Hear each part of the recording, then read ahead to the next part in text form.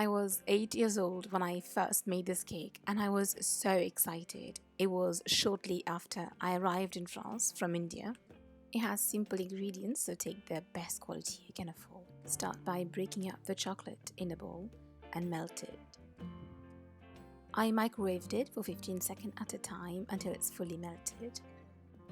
Get the butter ready so you can add the warm chocolate and let it melt. This recipe came with the first microwave my parents bought after coming to France. I remember reading the book and getting so excited and translating it to my mom so she could help me make the cake. In the 90s, ovens were not a thing in India, and we'd never baked at home before. So I automatically associated baking with French food. In France, these kind of simple cakes are commonly eaten as an afternoon snack ou le goûter de 4 heures. Back to the recipe, you'll have to beat 3 eggs, the sugar and a pinch of salt together until it becomes foamy, almost white, and doubles in volume. For my first cake, we didn't even have an egg beater, let alone a stand mixer. I remember my mom trying to beat the egg in those big jars that comes with an Indian mixie. It didn't work, so we ended up doing it by hand, and it takes more time, but it was fine. While the eggs are being beaten, let's measure the flour and baking powder. There is another very similar cake in France called fondant au chocolat that uses a little less flour and no baking powder. The result is a fudgier cake. This one will be airy, lighter, but still very decadent. Just to say that you don't have to be super accurate with this recipe. It always turns out great.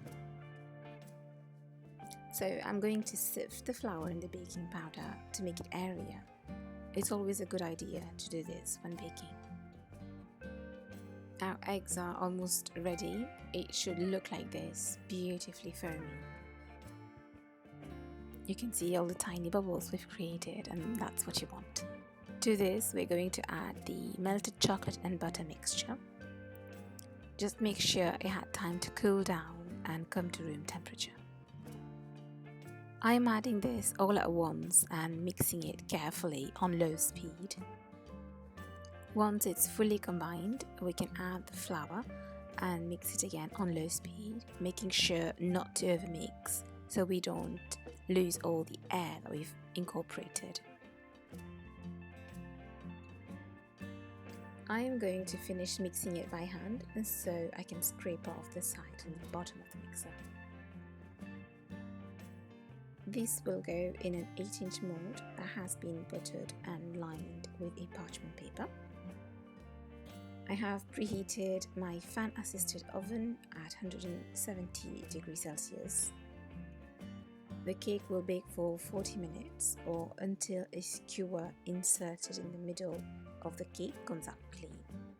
If you have a smaller mold, you will have a taller cake, but you might also need a little longer in the oven. Just be careful because a few minutes too long and it can become very dry and too crumbly. The first oven my parents had in France was a gas one, and it was a little unpredictable, let's say. But I learned baking with that oven, and it was all trial and error. You only learn by doing and knowing your equipment and ingredients. Now in India, baking is gaining popularity. Ovens are now more accessible and available than when I was growing up. This is actually a perfect recipe for those who are starting to bake. And the only advice I'll give perhaps is to make sure you choose a good quality chocolate with 70% cocoa for a rich chocolatey taste. Anyone who has tasted this cake has asked for the recipe, so if you give it a try, let me know how it turns out for you.